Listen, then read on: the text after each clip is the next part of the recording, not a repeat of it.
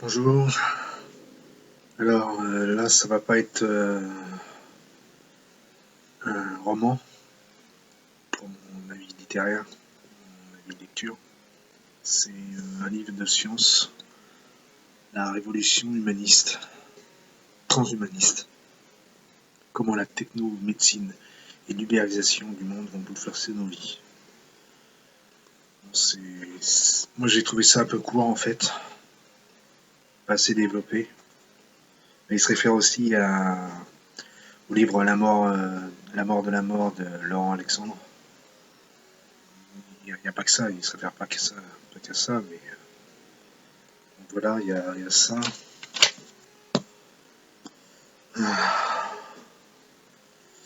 Il parle de Condorcet. Apparemment, il avait déjà anticipé tout ça, quoi. Le fait d'améliorer l'être humain, psychiquement et physiquement. Il y a aussi l'hybridation homme-machine, il en parle aussi. Ça se fait déjà, quoi, avec le pacemaker, ce genre de choses. Ça se fait déjà. Il y a aussi il y a autre chose que le transhumanisme aussi. Il y a le post-humanisme. Là, ça dépasse l'humain, là, c'est carrément un autre humain, quoi. C'est autre chose. Au lieu de l'améliorer, là, c'est carrément de changer, coupler avec la machine, justement, pour lui donner des facultés cognitives beaucoup plus fortes, exponentielles, même carrément. Donc, il y a ça. Il parle aussi de Gaïa, je sais même pas pourquoi il en parle, comme d'une entité vivante. Il y a aussi Werber qui en parle dans ses livres. Et,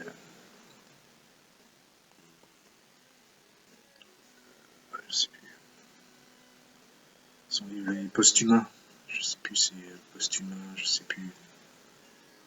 Enfin, c'est une trilogie qui est sortie récemment. Enfin, l'année dernière. Je pense que le dernier c'était l'année dernière.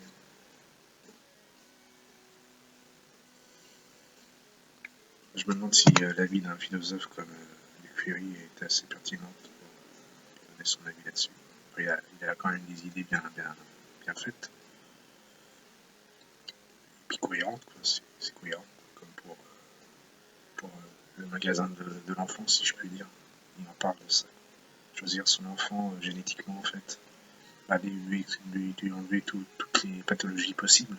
Donc c'est quand même bien. C'est un bon départ pour un enfant. Il serait dénué de toute maladie génétique. Donc il n'y a pas à chier, quoi. On choisit tous ça, quoi. C'est pas l'enfant qui est choisi, mais c'est toute sa destinée qui est déjà dans un bon sens. Qu'est-ce qu'il y a d'autre Ah oui, par rapport à l'obtention aussi de l'immortalité ou de la mort de la mort, de la vieillesse même. Il dit que est-ce que la vie aurait toujours un sens si on avait cette possibilité. Moi, c'est comme je change un peu ça, je dirais est-ce que quelqu'un qui est pauvre connaît la richesse si la possibilité de l'avoir. Enfin, je veux dire, est-ce que quelqu'un de pauvre connaît ce qu'est d'être riche. Il ne le sait pas, quoi. Il le saura que s'il a de l'argent, enfin beaucoup d'argent, quoi. Enfin, je sais pas si je suis clair. Enfin, bon. En tout cas, c'est quand même un bon livre. Il parle pas que de ça, que de la révolution transhumaniste. Il parle aussi de l'ubérisation. C'est moins percutant, je trouve.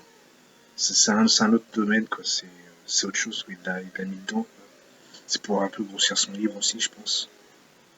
Enfin, il parle de toutes les révolutions, quoi, en fait. Et tout qui arrive, quoi, la technomédecine, la libéralisation. Voilà. Il parle des 10 000 emplois créés, enfin, qui disparaissent chaque jour en France. Il est de 9 000 créés. Donc ça devrait donner des idées à nos politiques. Et il y a une conclusion aussi, c'est avec le pessimisme et le progrès évident de la science et de la société. Donc je le rejoins là-dessus. Je suis pas, justement, je vois toujours le passé comme quelque chose de décadent, enfin de pas fini, quoi. Pas parfait. Donc il y a ça.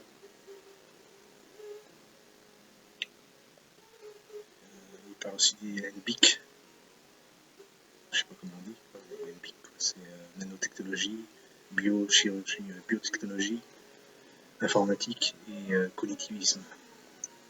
Donc ça c'est ce qui va faire, c'est ce qui va changer l'homme, quoi. C'est ça.